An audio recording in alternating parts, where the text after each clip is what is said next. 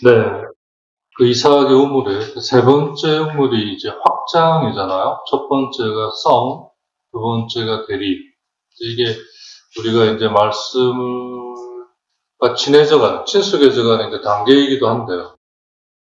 어느 누구도 말씀의 그 바로 세 번째 우물, 확장으로 가는 사람은 아무도 없습니다.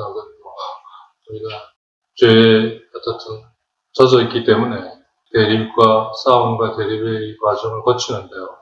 그게 이제 정화의 과정이기도 한 거죠. 그 이제 싸움과 대립은 결국 뭐냐면 그 말씀을 통해 주님께서 우리에게 샘솟게 하시는 그 내용을 이제 자기의 것으로 이제 자기의 것인 흙으로 이제 메우는 거잖아요. 그죠? 어쨌든 이제 그 얘기 속에 그 확장의 구체적인 것의 점점은 우리가 하느님이 삼위이시다는 걸 아는 데 있다는 거죠. 그 자체로만 놓고 보면 말도 안 되는 얘기를 하고 있냐. 우리가 살아갈 수 있는 게 이제 주님 안에서 그분의 그 이끄심과 보살핌 안에서인데요. 그 우리를 이끄시고 보살피시는 하느님이 우리 그냥 예수님 혹은 뭐 성부, 좀 성령 이렇게 따로 이렇게 생각하는 경향이 있는데 사실은 이제 우리가 신앙이 깊어져 갈수록 그 성부, 성자, 성령이 그래서 한 분이신 삼위의 하느님이시다는 거를 이렇게 신앙 안에서 짜져갑니다. 그럴수록 이제 신앙이 아주 탄탄해지는 거거든요. 반면에 내 신앙이 성부나 혹은 성자나 혹은 성령에 쏠려 있다면 이게 위험한, 위태로운 신앙이 되는 거죠. 왜냐하면 하느님을 제대로 모르기 때문에 그런 일이 일어나는 거거든요. 그리고 이제 하느님을 제대로 모르게 되면 하느님이 우리에게 하시는 것을 제대로 모르게 되고 결과적으로 그 하느님이 우리에게 하시는 것이 결국 뭐냐면 우리를 이끄시고 보살피시는 건데 그걸 제대로 알지 못한다면 우리는 그 이끄심과 보살핌 속에 있기가 어려워지죠. 자기가 못 믿으니까 그만큼을 다른 데서 그걸 찾으려고 할 거란 말이에요. 그게 엄밀한 의미의 영적인 탐욕이고 그건 될 수가 없어요. 그러면 이제 거기에 대한 어떤 불평과 불만과 분노가 이제 일어나는 거거든요. 그게 어떤 죄의 기본적인 패턴이에요. 이걸 우리가 말씀에 대한 훈련으로 좀 눈을 뜨면 그게 영실수련의 첫째 주가 죄 묵상에 해당되는 건데요. 거기에 이제 눈을 좀 뜨면 이제 이 패턴이 이렇게 내 안에 일어나고 있다는 걸 이제 자기가 자각하게 돼요. 그리고 그것이 어떤 이유로 일어나고 그 과정이 어떻고 그 결과가 어떤지를 여러 번 경험하다 보면 이래서는 안 되겠다는 어떤 이제 그게 이제 바로 루카복음 15장의 작은 아들이 내가 하늘과 아버지께 죄를 지었구나라는 그 고백, 죄에 대한 인식입니다. 그게 되어야 비로소 우리가 말씀 안에 계신 주님을 만나갈 수 있게 됩니다. 자, 그게 확장이거든요. 그리고 확장의 끝은 처음에는 뭐 예수님을 통한 그리스도, 즉 성자에게로 향해서 그 다음에 이제 원래 성부에 대한 믿음은 우리가 이제 근본적으로 좀 갖고 있죠. 잘 모르는 상태로. 근데 이제 성자를 알아가다 보면 성령을 알아가게 되고요. 그래서 성부와 성령을 알아가시게 되면 그 성부와 성령을 통해 성부께서 계시고자 하신다는 걸 알게 돼요. 그러면서 이제 이 삼위 하느님이 내 안에 이제 튼튼하게 뿌리를 내리게 되는데요. 이게 바로 세 번째 우물의 이름이 르호봇이라는 확장을 말하는 겁니다. 저의 경우도 그런 점에서 성자에 굉장히 치우쳤고, 그러면서도 무의식적으로 잘 모르고 있는 상태에서는 성부께 굉장히 치우쳤고요. 그러면서 성령에 대해서는 그냥 우아했고, 이게 굉장히 이제 조화롭지 못한 신앙이었죠. 그러다가 이제 이런 교보들의 성경 이해와 그걸 바탕으로 한 신비가들, 중세의 영성가들이죠. 글들을 통해서 이제 감을 잡아가기 시작했던 거죠. 그게 일종에 보면 다 확장에 해당됐어요. 세 번째 우물. 그 세 번째 우물은 싸움과 대립의 이 과정을 통과해야만 갈 수 있는 겁니다. 그걸 통과하지 않고서는 할 수가 없어요. 그래서 예수님의 제자들이 그죠? 처음부터 예수님을 따르긴 했지만 좋아서 존경해서 좀 믿음 안에서 하지만 그분을 좀 알아가는 데는 3년의 시간이 걸렸어요. 그것도 아마 당신이 돌아가지 않으셨으면 계속 알아갔어야 됐을 거예요. 사실 그 제자들이 배신하고 팔아넘기고 도망가고 이러는 과정 안에서 사실은 자기 힘으로 믿는 신앙이 처절하게 무너졌죠. 베드로의 그 눈물, 하염없이 울었다. 자기가 그런 자기를 보고 그냥 그러면서 이제 그 스승에 대한 것들이 다시 정립이 되는.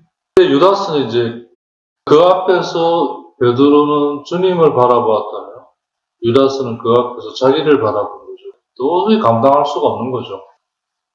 그러니까 이제 스스로 생을 끝내버린 거죠. 그렇게 되면 이제 하느님께서 그를 위해 준비하고 마련하신 것이 아무 의미가 없게 되는 거예요.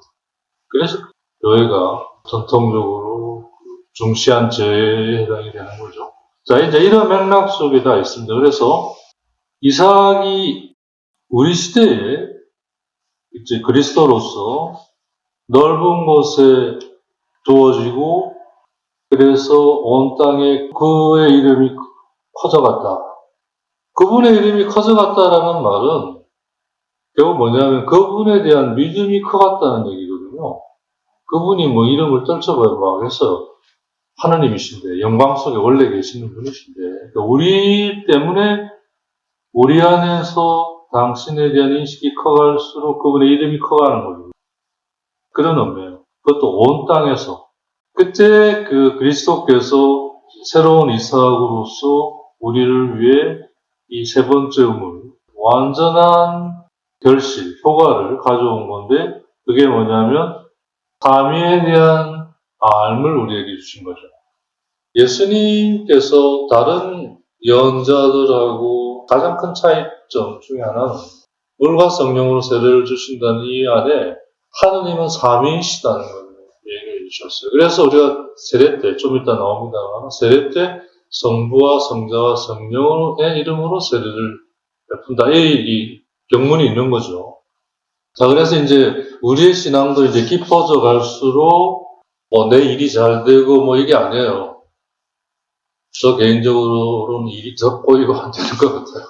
세상적으로 더 무능해지니까.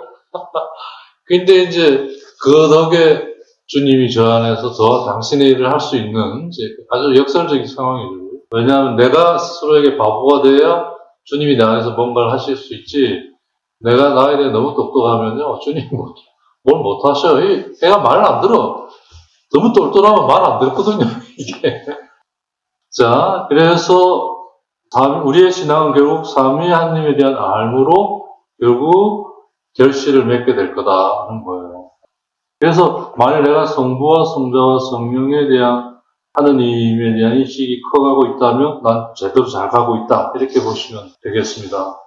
자, 그걸 이제 시편이 잘 이야기해주고 있습니다. 왜냐하면 시편에 따르면 이전에는 하느님은 유다에서만 알려졌고 그분의 이름은 이스라엘 안에서만 불려졌어요. 이게 이제 시편 76장 2절. 반면에 지금은 그분의 이름이 내는 소리가 온 땅에 퍼져나가고 있어요. 그리고 그들의 말, 그 소리가 갖고 있는 뜻이죠. 말은 세상 끝까지 지금 퍼져가고 있는 거죠. 그게 시편 19장 5절. 그 소리는 온 땅으로 그 말은 누리 끝까지 퍼져나가네. 자, 이 말이 결국 확장을 얘기하는 거고 그 확장의 최종 포인트는 삼위 하느님에 대한 인식이죠. 하느님이 어떤 분이신가? 삼위 하느님인데 그게 지식으로 있는 게 아니라 말씀이 이야기하고자 하는 그 내용으로 나에게 있는 거죠. 그건 간단하게 좀 요약하면 하느님께서 우리를 위해서 당신을 내려놓으시고 모든 걸 이제 결과적으로 인간을 위해 하시고자 함으로써 창조가 일어나고 그러시고자 하시는 하느님이 인간을 위해 계시고자 하시는 하느님이 바로 하느님에게서 나온 하느님이잖아요. 그죠? 그 하느님이 모든 것의 근거가 돼서 질서가 돼서 그분을 통해 모든 게 창조되고 창조된 거가 이제 본격적으로 인간을 위해 봉사하면서 인간이 재창조되는, 즉 재창조라는 말은 뭐냐면 우리 안에 주어진 것이 이제 우리 것이 돼가는 과정을 말하는 거거든요. 자, 그게 그 과정 안에 이제 죄가 일어나서 우리가 이제 지금 이 세상의 삶을 잠시 이제 좀 사는 거죠. 어떤 사람에게는 그게 유배고 어떤 사람에게는 그게 일종의 리조트인데 대부분이 이제 유배로 생각하는데 사실은 그야말로 최고의 리조트에 지금 있는 거죠. 사실은 모든 게 용서되는, 오로지 하나만 하면 되는, 당신을 만나서 알아가는 그것만 하면 되는, 다른 건 다 해주신 호텔에서 이제 리조트에서 다 서빙해주는 거죠. 우리가 그걸 제대로 못 알아들어서 그렇지. 어쨌든 그걸 통해서 다시 회복해서 이제 본래 왔던 대로 다시 돌아가서 그때는 이제 리조트 생활이 끝났죠. 그러니까 이제 제대로 치르면서 해야 돼요. 그러니까 이 세상에서 이제 잘 맹글어가지고 가야 돼요. 안 그러면 진짜 힘들어져요. 이제 돌아가서 이제 마지막 종말 때까지 그게 이제 형성돼 가는 거거든요. 그게 재창조거든요. 모든 건 그거에 맞춰져 있고 그걸 향해 이제 진행이 됩니다. 나 자신도 그걸 위해 있는 거죠. 더더욱이 내 가족, 내가 하는 일, 내가 좋아하는 거, 내 취미, 뭐 모든 것이 다 거기에 맞춰져 있어요. 거기에서 내가 조금이라도 벗어나면 난 길을 잃어서 길 잃은 양이 돼. 자, 여기에는 분명히 당신이 그걸 계획하시고 수행하시기 때문에 이제 그게 우리 안에서 진행돼 가는 과정이 성자께서 이걸 딱 마련하고 토대를 놓으시고 모든 걸 해주신 다음에 그분의 영, 즉 성령께서 이걸 그러니까 진행시켜 가시는 거죠. 네. 그런 맥락에서 그건 바로 계시, 즉 하나님께서 당신을 드러내시고 알려주시고자 하시는 것과 같은 거죠. 당신 입장에서는. 거기에는 소리가 있고 말이 있어요. 즉 우리가 들으려고 하면 들을 수 있다는 거죠. 그것도 지금 시대는 예수님이 이전에는 유다 땅과 이스라엘에서만이었지만 그리고 다른 지역은 뭐죠? 거기에 대한 준비였죠. 각자 고유에 맞게. 근데 지금 시대는 이제는 온 땅에 세상 끝까지 해서 이게 울려 퍼지고 들린다는 거죠. 그러니까 이제는 우리가 변명할 수가 없는 거죠. 자, 그래서 이 퍼져나가고 있다는 거, 이 확장이야말로 그것도 온 땅에 퍼져나가고 있다는 것이야말로 신약의 시대, 즉 새로움의 시대의 특성입니다. 자, 그러면 그게 어디 쪽으로 뭐죠? 내 마음 안에까지. 최종적인 그 땅의 끝은 결국 어디냐 하면 지리적인 걸 얘기하는 게 아니라 내 마음 가장 깊은 곳까지 말합니다. 그게 뭐냐면 인간이 하나님을 보상으로 창조돼서 이걸 바탕으로 하나님을 알아가는 능력인 영혼이 주어져서 거기에 육이 덧붙여져서 하나님을 생생하게 경험해가는 그 그림 안에서 볼 수 있듯이 이게 이제 결국 최종적으로는 십자가 요한 성인의 그림에서 완성이 된 건데, 사실. 자, 이게 이제 꼭지점이죠. 그러니까 인간의 가장 깊숙한 곳이 요 꼭지점이에요. 대대례사께서 이거 뭐 7공방, 7번째 방, 이런 말을 또 하시고, 뭐 등등등, 뭐 정점, 뭐, 여러 말로 하는데요. 이게 영이에요. 심리학적 용어로는 마음인데, 이게 이제 하나님의 모상이에요. 하나님을 닮았어요. 영은 하나님이 그대로 들어올 수 있어요. 닮았기 때문에. 비슷한 것이 비슷한 것과 서로 소통하잖아요. 하나님이 여기 오시면 여기에 파동이 일어나죠. 그게 이제 성령의 움직임이죠. 자, 그걸 영혼이 파악할 수 있어요. 기억과 직속과 의지로. 자, 근데 이게 우리가 부족하고 미약하기 때문에 우리에 있는 영적 본능이 1차 작업을 해요. 그러니까 뭔가 진행되는데 나는 아직 잘 모르는 거죠. 내 입장에서. 내 지각과 인식의 차원에서. 근데 이제 파동은 일어났으니까 그게 기억, 즉 하나님이 당신에 대한 모든 걸 불어넣어 주신 그 부분이 깨어나는 거죠. 그래서 이건 이제 본능 차원이니까 우리가 노력하지 않아도 그냥 진행되는 거죠. 본능은 거죠. 그래서 기억 안에 있는 내용이 끼어나잖아요. 그러면 지성이 그걸 1차로 대략적으로 파악을 해요. 그래서 그걸 의지로 넘겨줘서 육으로 하여금 수행하게 돼요. 그게 이제 오관이죠. 보고, 듣고, 맛보고, 냄새 맡고, 감각하고 하는. 그래서 이제 생생하게 되는 거죠. 그때부터 비로소 그게 우리 인식 차원으로 넘어오기 시작하는 거예요. 그게 2차 작업이죠.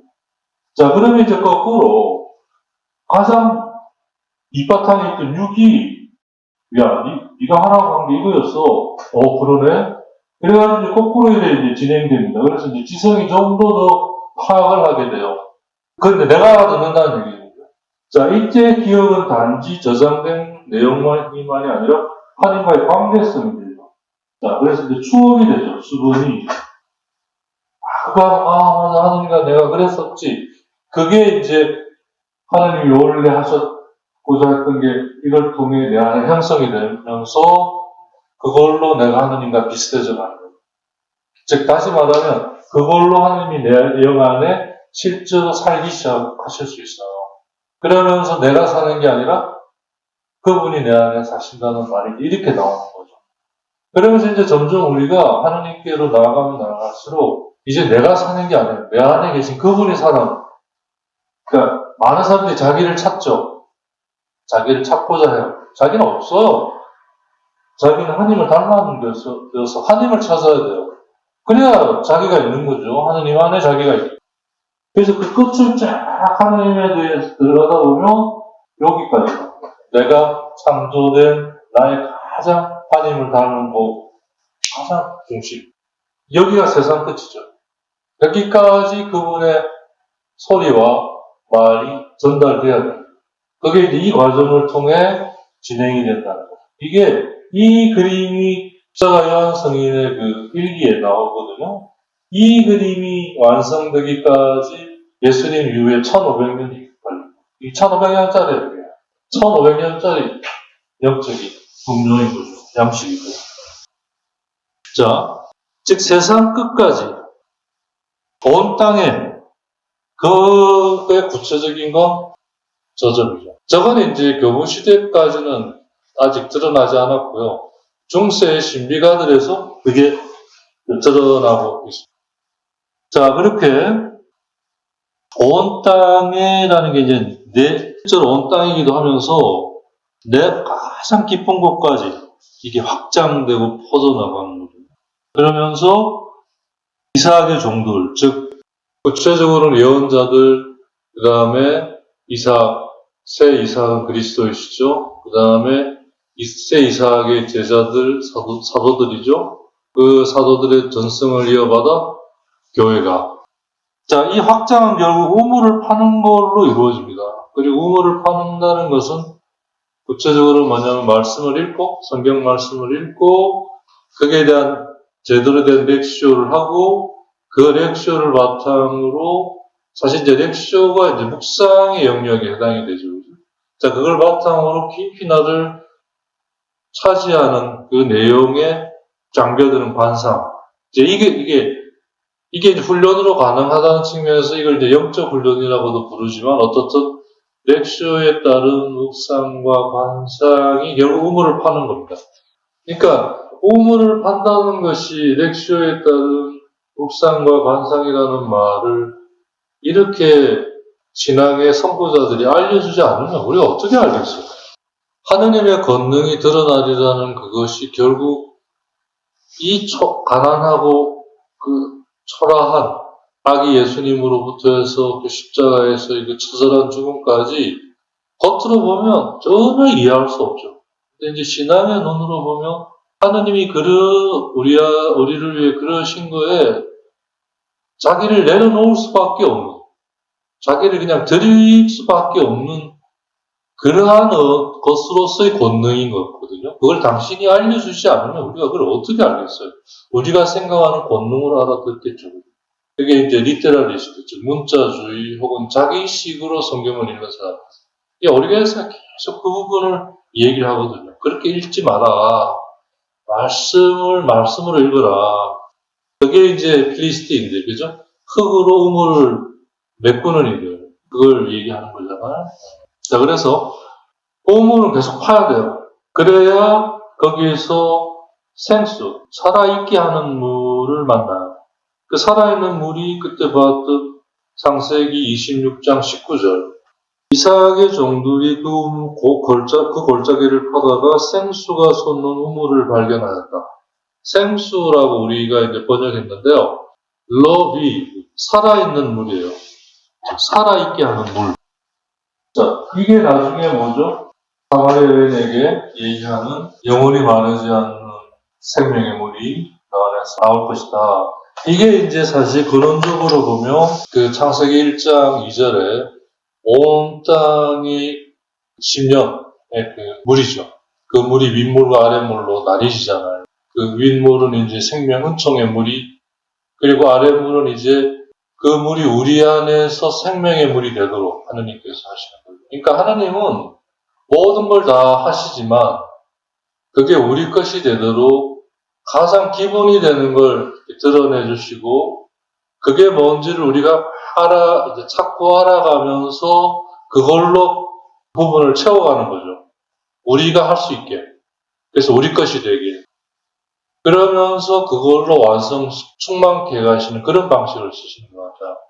그러니까 하느님과의 관계는 우리가 하나님이 다 해주신다는 그 믿음을 어떻게 이해해야 되냐면, 예를 들면 하느님은 원리를 얘기하시는 거예요.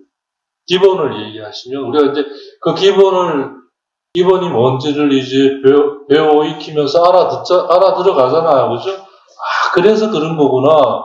그게 그래서 길이고 진리고 생명이구나. 아, 그래서 그게 이렇게 내 안에, 그래, 내 거가 돼야 될 거 아니에요. 그죠? 그게, 그러면서 내 거가 되면서, 그게 이렇게 자리 잡아가면서 그 원리가 내 안에 풍요로운 어떤 설명과 이해와 인식이 되게 하시면서 완성시켜요. 그것까지 내가 안 하고, 그게 내가 그렇게 찾고 구하고자 애써야 이제 되는 건데, 그걸 안 하고, 그것까지도 당신이 다 주세요. 이건 우리가 완전히 잘못 알고 있는 거예요. 바로 그 기본 원리를 알아들어가는 과정 안에서 배워 익히고, 그러면서 그 배워 익히는 과정 안에 그게 충만한 설명과 이해와 어떤 실천, 뭘 완전하진 않죠. 그렇지만, 실천, 행위, 이런 것들이 하느님의 여에 이끌어지는. 그래서 이제 그게 뭐죠?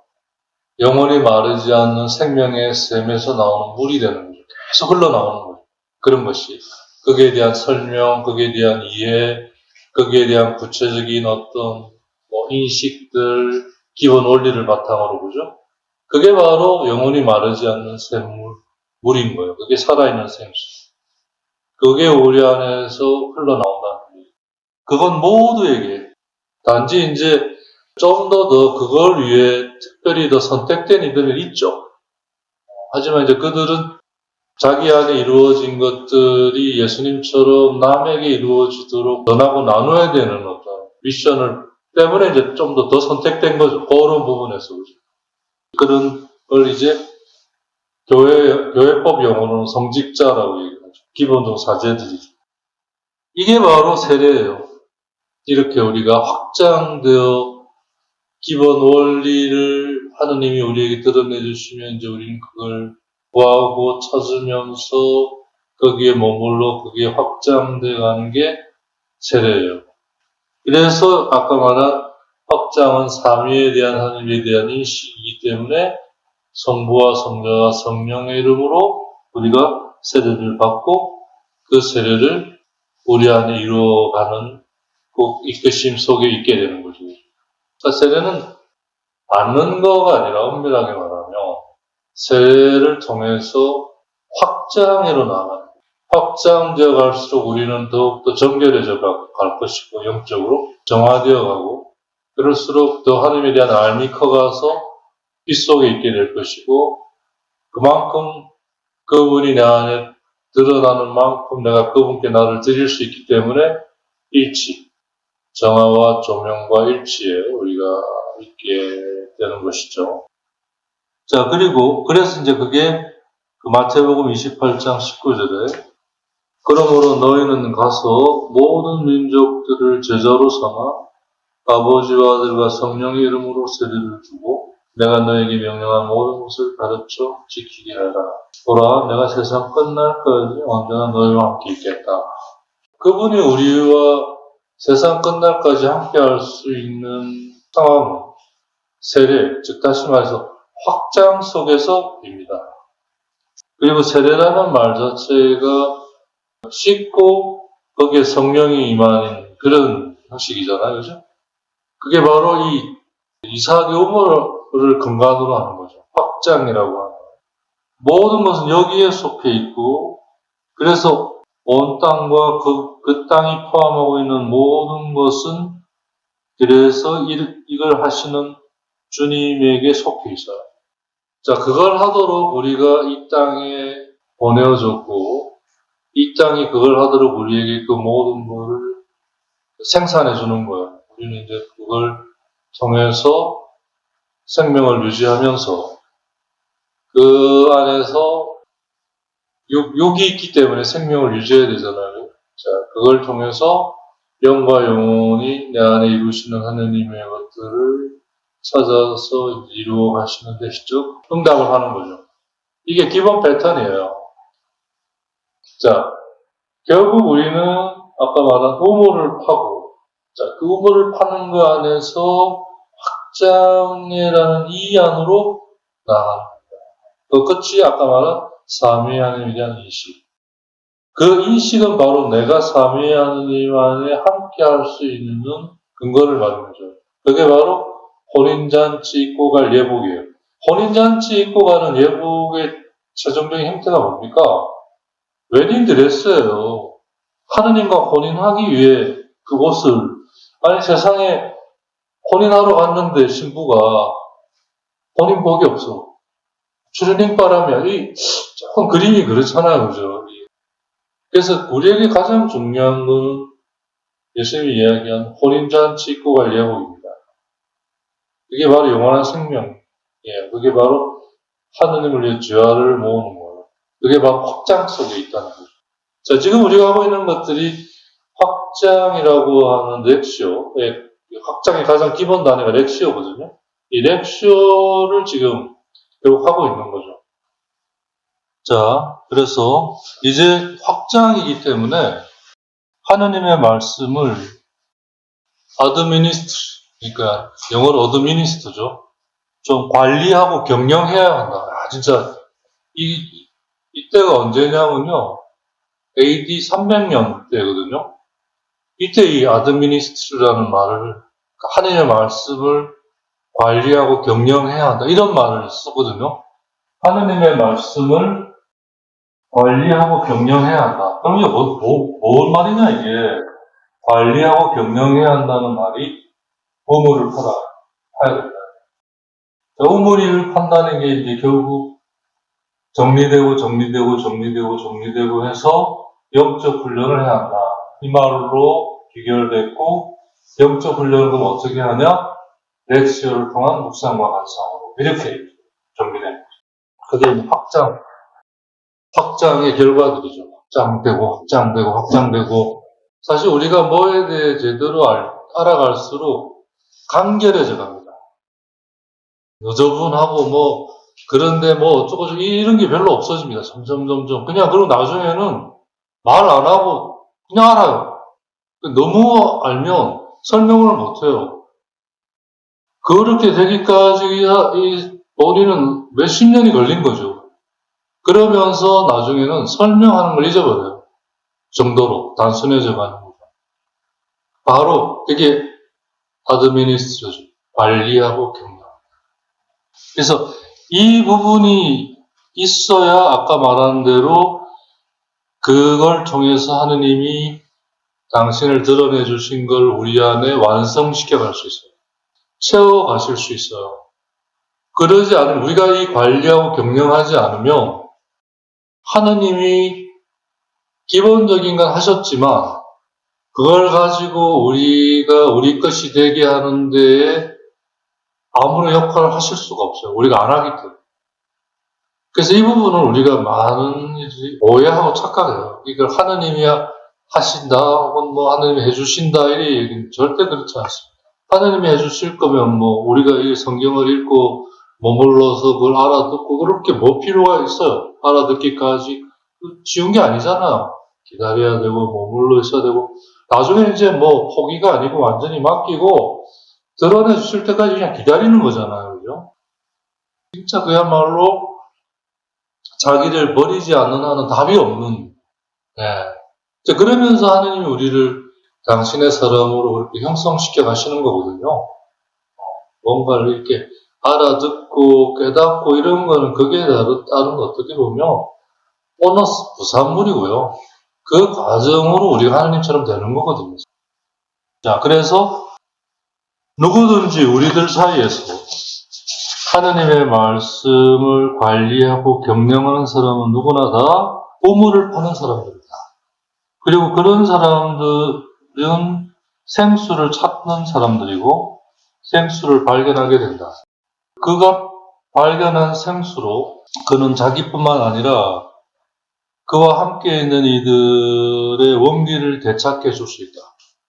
그러니까 하느님은 당신이 우리 안에서 원기를 되찾게 해주실 뿐만 아니라 그걸 통해서 다른 이들의 원기도 되찾을 수 있게 해주신다. 자, 그래서 우물을 파는 것은 관리하고 경영해야 하는, 그러니까 자기가 해야죠. 자, 그게 바로 그 어거스틴이 얘기한 하느님은 밖에 계시지 않고 안에 계신다는 말하고 같은 거예요. 그게 바로 관리하고 경영해야 한다는 말이에요. 그러니까 자기가 그런 거 하지 않으면서 하느님을 찾고 구하고 그래서 그러니까 남이 한 걸 듣는 거죠, 그죠? 남이 한 걸로 어떻게 도움은 되죠. 하지만 적어도 남들이 한 거에 잘 듣고 그게 머물러 있어야죠. 그러면 그게 또 내 안에서 확장이 돼요. 이게 다 일종의 말씀에 대해서도 마찬가지라는 거예요. 생수는 어디서 나오냐? 말씀을 경영하는 데서 나옵니다. 자, 그래서 사마리아 여인과의 대화에서 예수님이 계속 사마리아 여인에게 말씀을 하시잖아요. 근데 그 사마리아 여인의 답변이 다 삑사리예요. 안 맞아요. 그러면서 조금씩 이 여인이 알아갑니다. 무슨 말을 하는지를. 이겁니다. 그 과정이 뭐냐면 우물을 파는 과정이에요. 그건 예수님이 살아계실 때는 그렇게 해주셨지만 이제 지금은 그렇게 해주실 수 없잖아요. 그러니까 대신 이제 우리에게는 그러한 것들을 했던 많은 자료들이 있는 거죠. 그런 것들의 도움을 받아서 사마리아 여인에게 그분이 하셨던 것 같은 그러한 효과를 우리 안에 가져가는 수밖에 없어요. 자, 그래서 하나님의 말씀을 관리하고 경영하는 작은 우물을 파고 말씀을 찾고 발견하는, 그래서 원기를 되찾는 거예요. 자기뿐만 아니라 자기와 함께 있는 이들에게. 이제 오리겐에서가 아주 대표적으로 지금 이 작업을 통해 이걸 하고 있는 거죠. 그래서 나 또한 지금 이전의 말씀들을 결국 예수님의 말씀을 알아들으려면 그 말씀이 이전의 말씀에서 나온 거기 때문에 예수님의 말씀을 알아들으려면 이전의 말씀을 만날 수밖에 없어요. 그게 이제 구약이죠, 그죠? 그래서 예수님을 통해서 이렇게 완성되었구나라는 걸 당장은 모르죠. 말씀을 듣고 머물고 말씀에 이제 한두 개씩 조금 눈을 떠가면서 이제 확장이 되다 보면 이게 서로 얽히고 설키고 나도 모르는 사이에 땅에 뿌려진 씨앗이 자라나는 것처럼 어느 날 더 확장되고 하거든요. 그렇게 해서 이제 오리게네스처럼 그걸 상세히 설명할 수 있을 정도까지 되는 거죠. 지금 이 작업을 하는 거죠. 그래서 지금 내가 이렇게 말씀을 상술할 수 있기 시작한다면 거기에서 비로소 아까 말한 우물을 파는 결과, 즉 말씀을 경영한 것이 되고 거기에서 생수가 나오고 그 생수야말로 영적인 의미라는 거죠. 오리게네스와 그 교부들에 따르면 모든 거에는 두 가지 의미가 있다는 거예요. 하나의 의미만 있지 않아요. 모든 게 두 개의 의미가 있는데, 일단 스토리야. 일어난 거에 대한 의미가 있어요. 아, 뭐가 일어났어. 이거 뭐지? 근데 그걸 하나님 안에서 찾고 만나가다 보면, 아, 세월이야. 아, 그게 그거구나. 하나님의 뜻이죠. 모든 건 이 두 개의 의미를 가지고 있어요. 하나가. 이건 이중적인 게 아니에요. 하나님께서 그렇게 질서를 지으신 거죠. 우리를 위해서. 근데 세오리아는 반드시 스토리아를 거쳐야만 도달할 수 있어요. 자, 성경은 글자와 문자로 됐죠. 근데 이 글자와 문자 안에 뭐가 드러나냐면 하느님에 관한 내용이 드러나죠. 그게 아까 말한 영적인 의미죠. 그러지 않고 자기식으로만 보면 러상샤르네, 육적인 의미가 돼요. 자, 우리가 성경을 이렇게 읽어버리면 우물을 파는 것이 아니에요. 결국은 필리스틴들처럼 그 우물을 스스로가 메꾸게 돼요. 그래서 그게 위험한 거거든요. 자, 이게 아까 말한 살아있는 생수가 되는 거고, 이게 바로 아까 말한 혼인잔치 입고 들어갈 예고, 이게 바로 하느님을 위해 재화를 모으는 거. 이걸 통해서 율법의 너울이 벗겨져요. 그러니까 우리가 스토리아에만 머물러 있다 보면, 즉 테오리아에 이르지 못하면 그 스토리아가 될 수 있는, 갈 수 있는 스토리아의 끝자락은 뭐냐? 법이에요, 법. 이거 해라, 하지 마라. 그러니까 이제 법이 모든 걸 터치할 수 없기 때문에 가장 기본적인 것만 터치할 수밖에 없죠. 그러니까 법학 자체가 발전하다 보니까 이제 법은 모호할수록 좋고 범위가 넓을수록 좋다는 거죠. 법이 촘촘할수록 사실 무서운 거예요. 그럼 바로 적용되니까요. 그게 아니라 법은 넓게 해놓고 그 적용을 이제 어떻게 할 거냐는 건 이제 세부 사항으로 그 이제 판례에 들어가죠. 그래야지 살살 숨을 이렇게 쉬면 징역 5년 이러면 그거 어떡하고 예를 들면 그런 법은 진짜 사람 잡는 법입니다. 율법이 그렇게 돼버린 거예요. 아주 예수님이 보시기에 하느님을 믿고 경배하는 거를 아직 테오리아가 안 드러나서 잠시 허용해 준 건데 그게 너무 지나쳐 버린 거예요. 자, 거기에는 자기 것이라는 너울이 씌워져 있어요.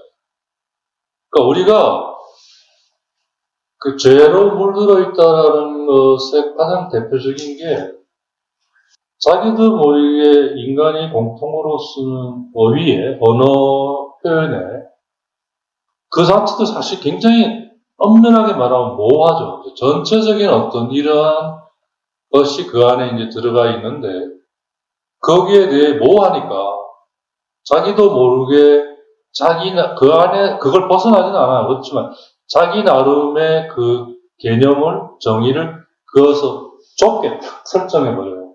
편하니까. 그리고는 자기도 모르게 그 어휘는 그거이고 나중에는 그거여야만 하는 거예요. 그러니까 나중에는 그런 거 안 하면 잘못됐다는 거예요. 사실은 대부분의 경우 그것과 다 자기가 생각한 거하고 자기가 생각한 어휘의 내용, 같은 어휘라 들어도 내용하고 다른 게 아니에요. 그 안에 포함되어 있는데 자기가 설정한 거를 넘어서기 때문에 그런 거죠. 이게 대표적으로 싸움이에요. 특히 부부 싸움. 우리로 치면 형제, 그러니까 수도자들끼리 싸우는 거예요. 제가 옆에서 이제 하느님의 말씀을 경영한 건 아니고 조금 여기 눈을 뜨고 나서 보니까 같은 내용이에요. 제가 보기에는 하느님 안에 같은 내용이에요. 근데 이 사람은 역으로 딱 자기가 정해놓은 거예요. 틀린 건 아니에요. 근데 부분일 뿐이죠. 저 사람은 그거 안에 다른 걸로 정해놓은 거예요. 이 둘이 어느 순간 만난 거죠. 외나무 다리에서. 아찔하더라고요. 저는 아마 이걸 안 했으면 그걸 못 그걸 못 알아차렸을 거예요. 그래서 가능한 한 최근에 와서 저는 좀 달라진 거며 제가 뭐 이렇게 얘기하는데 누가, 그게 아니고 뭐 이러면 그전에는 되게 기분 나쁘고, 속으로 새끼가 확 죽으려고, 뭐 이제 이런 좀 경상도 버전으로, 그죠? 후배 같으면, 네가 날 무시하는 거야? 뭐, 이러고 선배 같은 경우, 네가 뭐 날 누르는 거야? 뭐, 이런 온갖 생각을 다 하는데, 지금은 이렇게 해보면, 그 말도 맞는데, 나도 내 말도 맞아요. 이 안에 다 있어요. 근데 저 사람은 그걸 자기 그거에 벗어나 있지 않는 거죠. 저는 그걸 딱 듣고, 그것도 이 안에 포함되겠다. 그러니까 다툼이 없어져요. 좋은 얘기다. 제가 변한 거랑 그런 거예요, 솔직히. 그리고 가만히 보니까 우리가 그게 정화되지 않으면 근본적으로 하나님께 돌아갈 수가 없어요. 그러니까 회개가 안 일어나는 거죠. 맨날 그 안에서는 반성은 할 수 있어요. 하지만 맨날 그 나물에 그 밥이에요. 그림만 바뀌죠. 똑같이 나오는 거죠. 예. 상대가 바뀌죠. 똑같은 게 그대로 하는 거예요. 확장이 안 되는 거죠. 그 확장하게 하는 게 영적인 의미예요. 하느님이 이걸 통해 뭘 말씀을 하시고자 하시나. 그건 한정될 수 없어요. 언제나 거의 무한대처럼 우리 안에 이렇게 커가는 거예요. 그래서 자라나는, 하나님의 나라는 자라나는 데 있다라는 게 그걸 말하는 거예요. 그게 확장되는 거예요. 마치 씨앗 하나가 그대로 있지 않고 뿌려져서 커가서 그런 씨앗을 수십 개, 수백 개, 수천 개를 먹었잖아요. 그죠? 수확할 때. 바로 그거죠. 그걸 억누르는 게 율법의 노울, 자기의 노울입니다. 이게 죄예요. 그리고 이 노울은 아까 말씀드린 대로 하느님의 말씀을 관리하고 경영하지 않으면 절대 이 노울을 못 벗어나요. 못 벗어요. 자기가 아무리 눈을 크게 뜨고 독수리 눈처럼 눈이 아무리 좋아도요. 그 앞에 노을이 이래 있으면 노을을 보는 거지 노을 너머를 못 봐요. 눈이 좀 안 좋아도 이게 노을이 없어야 제대로 보죠. 제대로 실체는 보죠. 그게 정확하게 뭔지는 몰라도 뿌듯하게는 보이겠지만 실체는 보잖아요. 그죠? 눈 아무리 좋으면 뭐예요? 자기 앞에 노을 중간에 뭐가 딱 들어와 있으면 이것밖에 안 보이는 거죠. 어느 걸 선택해야 할 거냐? 하느님은 후자를 흐릿하게 보이더라도 노을이 벗겨져서 볼 수 있도록 그게 하나님의 말씀을 경영해야만 됩니다. 그러지 않으면 우리 계속 자기의 어떤 경험, 즉 하나님이 이 세상에 살아남도록 허용해 주신 우리 인생의 전반기 그건 나중에 바뀌어야 돼요. 정화돼야 되거든요. 하나님의 말씀으로. 근데 그게 안 바뀌면 인생의 후반부에 와서도 그거가 계속 지배하는 거죠. 그 노을이 계속 있는 거죠. 그때는 이제 노을이 돼서 나뿐만 아니라 내 주위에 그게 규정하는 거예요. 그걸 하나님께서는 인간이 되어셔서 우리에게 그걸 벗기는 거죠. 참 믿음으로 가도록 초대하신 거거든요. 자, 그래서 이 영적인 의미만이 율법의 노를 걷어낼 수 있어요. 물론 완전하진 않아요. 그래서 종말까지 이어지는 거예요. 그래서 만일 자기가 어떤 부분에 있어서 누구랑 심한 악유를 한다고 했다면 한번 돌이켜보실 필요가 있어요. 내가 그 악유한 그 내용이 과연 내가 설정한, 틀린 건 아니지만 내가 설정한 그 범위 그것 때문이지 아니었는가. 그리고 그 범위에 상대의 내용이 들어와 있지 않다면 그 상대의 상대의 내용을 내 범위 안에 한번 넣어보는 거. 우리 시간 역지사지라 해야 되나요? 그러면 훨씬 달라져요. 근데 이제 그게 되려면 매일매일 말씀 안에서 이게 훈련이 되어야 가능해요. 그러지 않으면 될 수가 없어요. 안 돼요. 한두 번 해가 될 게 아니에요, 이거. 자, 그렇게 이 영적인 의미는 율법의 노를 들어올리게 할 뿐만 아니라 쓰여진 것이, 즉 스토리아죠. 일어난 것이 영적인 의미를 지니고 있음을 드러내고 그게 뭔지를 알아가게 해준다는 거죠. 이게 이제 알레고리라고 얘기해요. 알레고리라고 하는 것은 소리아에서 테오리아로 이어지는 과정을 말하는 거죠. 자, 그렇게 해서 나온 결과가 영적인 의미인 거죠. 자, 그게 생수, 또 영원히 마르지 않는 생명의 물, 그게 바로 아까 말씀드린 그 확장. 그러니까 성경은 마치 금처럼 금덩어리가 이렇게 따로 있는 게 아니죠. 서양에 금가루가 섞여 있죠.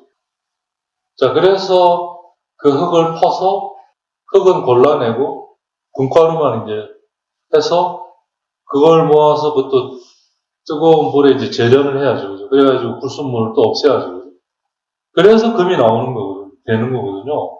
이게 바로 관리 경영하는 거. 이게 바로 렉쇼를 통한 묵상과 관사.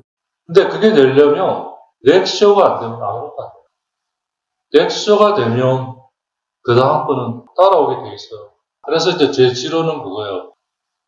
하루가 열이라면 열 중에 9를 렉쇼에 쓰면 90%를. 그러면 렉쇼를 통해 묵상까지가 돼요. 그러면 그 중에 다가 아니라 그 중에 아주 나한테 중요하게 다가오는 것들이 드러나요. 그럼 거기에만 머물면 돼요. 그게 1 정도면 충분해요. 자, 그걸 모르니까 다 중요하게 보이는 거죠. 그러니까 다 하려니까 나가 자빠지는 거예요. 욕심이 생기는 거예요. 그러니까 제대로 알면 알수록 어떤 선물이 주어지냐면 욕심을 안 내요. 예를 들면 이건 안 된다. 해도 안 된다. 아, 이건 하면 된다. 아, 이건 지금은 어렵다. 그리고 이걸 되려면 그게 대한 이게 돼야 된다. 그래서 이걸 준비해야 된다.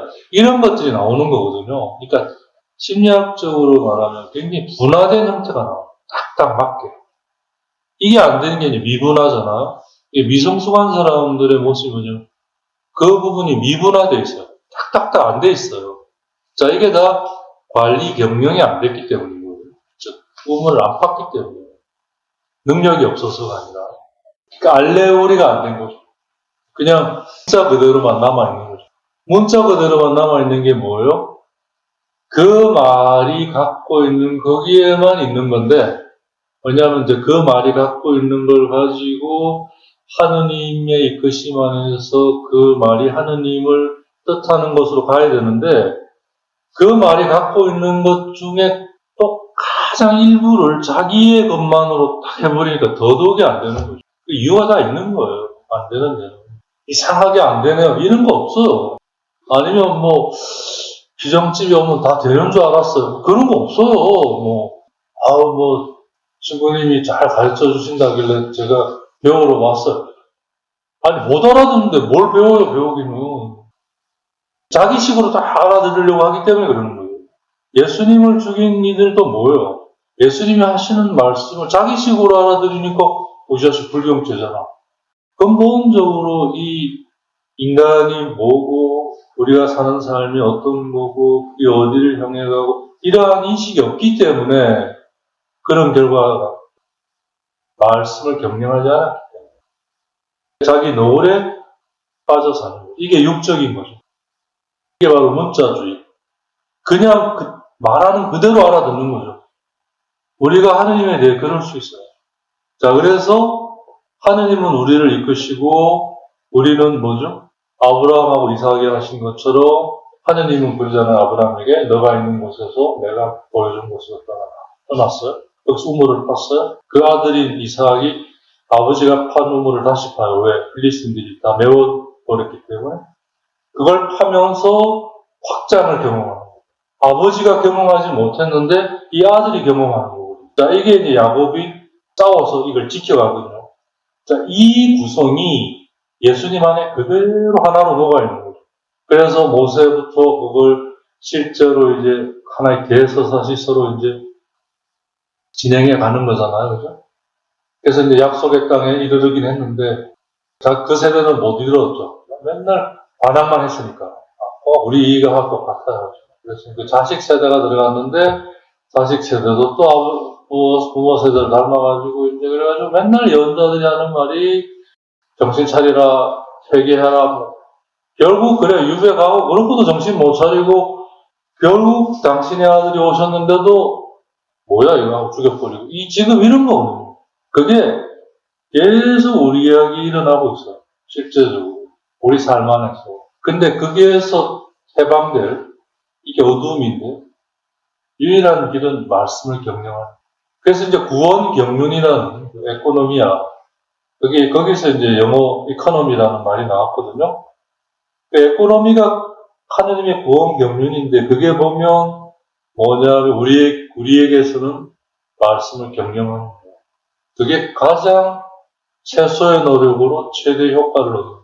정말 우리가 하나님의 것을 온전히 내가 얻으려면 말씀을 경영하면서 최소의 노력으로 최대의 효과를 가질 수 있어요. 하나님이 하시는 건 최소의 노력으로 최대의 효과를 얻게 하시는 거예요. 그래서 이제 그걸 딱 머리 좋은 놈이 딱 갖고 간 게 경제학이잖아요. 자, 말씀에 대한 경영이 뭔지가 조금 더 분명해졌습니다. 그래서 문자의 친구가 되면 될수록 문자의 친구가 된다는 게 뭐예요? 아까 말한 최대치가 뭐예요? 그 어휘가 갖고 있는 그 뜻일 뿐이에요. 근데 대개 우린 그렇게 갖고 있지 않고요. 거기에 더 한정된 자기의 것을 탁 지워서 갖고 있으니까. 이 어휘가 갖고 있는 게 100이라면 내가 그 어휘를 쓸 때 갖고 있는 거는 10도 안 될걸요? 90은 날려먹고 10 가지고 이걸 대하는 거예요. 그러니까 편협할 수밖에 없죠. 문자의 친구인데도 그 정도인데 얼마나 더 하겠어요. 그러니까 뭐 문학을 공부하고 뭐 언어를 공부하는 사람들은 언어가 갖고 있는 그 어휘가 갖고 있는 어떤 가장 최대치로 가고자 하는 사람들일지도 몰라요. 그거 가지고 안 돼요. 그거를 통해서 하느님 안에서 그게 뭘 드러내는지 이렇게 가야 되는데 그 사람들은 최대치는 가고자 하면서 또 하느님 안에 가려고는 하진 않아. 참 나이러네요. 그게 그냥 만족하는 것 같아요. 대신 이제 우리는 그 편협함 때문에 일어나는 갈등과 문제를 통해 이거를 깨트리고 하느님이 이것이 갖고 있는 것이 하느님 안에서 드러나도록 자, 그러려면 다른 방법이 없죠. 말씀을 경영하는 거죠. 자, 그래서 문자의 친구들은 자주자주 이러고 있는, 즉, 오르게네스죠. 말씀을 경영하고 있는 나에 대해 자주자주 중상모략을 일으키고 나에게 덫을 두려고 한다. 그들은 나의 그러한 모습을 보자마자 즉시 적대적인 수단을 꾸미고 거기에 기소, 그러니까 고소를 하려고 하고 그러면서 진리는 땅 위에 외에는 어디에도 지속할 수 없음을, 즉 진리는 오로지 땅 위에서만 지속한다고 주장한다. 진리는 땅 위에서만 지속하지 않아요. 사실은 진리는 땅 위에서 일어나는 걸 통해 영원한 것에 존재하는 거죠. 그러니까 진리가 너희를 자유롭게 하리라 할 때 그 진리는 세상에 일어난 것들이 아까 말씀드린 말씀의 경영을 통해 영원한 것을 갖게 됐을 때를 얘기하는 거예요. 그때 그게 우리를 자유롭게 합니다. 글자의 친구들은 결국은 최종적으로는 예수님께 했던 것처럼 중상모략을 하고 덫을 놓고 적대적인 수단을 강구하고 그리고 기소한다는 거죠. 그래서 말씀을 경영하지 않아도 돼. 이게 틀린 말이에요. 말씀을 경영해야만 이런 걸 안 하는 거예요. 말씀을 경영하느라고 이걸 할 여유가 없고 할 엄두도 안 내고 할 이유를 못 찾는 거죠. 말씀을 경영하지 않으면 문자의 친구가 돼서 결국은 내가 뭘 하고 아무리 선한 뜻으로 아무리 좋은 의도로 뭘 하더라도 결국 난 하나님이 하시는 거에 중상 노력을 하고 덫을 놓고 그게 엉뚱한 데 빠지기를 원하고 적대적인 대책을 세우고 그걸 기소하고 하느님이 하시는 거를 고소하는 거죠. 기소하는 거예요. 법정에, 인간 법정에. 그게 다 육적인 걸 바탕으로 하기 때문이죠. 그게 뭐냐면 진리는 이 땅 위에서만 존속한다는 거예요. 아니에요. 진리는 영원한 곳 안에 있어요. 자, 이 문자의 친구에 대한 얘기는 중요하고 또 좀 양이 있어서 다음 시간에 좀 해야겠네요. 오늘 여기까지.